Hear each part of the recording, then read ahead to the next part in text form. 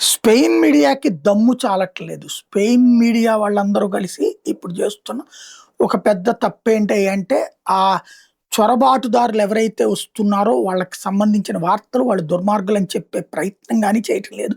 Head క్వార్టర్‌లో కూర్చొని చేస్తున్నారు. స్థానికంగా గ్రౌండ్ రిపోర్టింగ్ వీళ్ళు ఎట్లాగా మహిళల మీద దాడులకు దిగుతున్నారు, ఇళ్ల మీద ఎట్లా దాడులకు దిగుతున్నారు, ఆస్తుల మీద ఎట్లా దాడులకు దిగుతున్నారు అన్నటువంటిది. అలాగే పోలీసుల మీద ఎట్లా దాడులకు దిగుతున్నారు, స్పెయిన్ ప్రజలే ఎంత భయాందోళనకు గురవుతున్నారు. ఈ రిపోర్టింగ్ లేదు, ఫెయిల్ అవుతుంది అక్కడ. కాస్త డిజిటల్ మీడియాలోనే వస్తున్నాయి.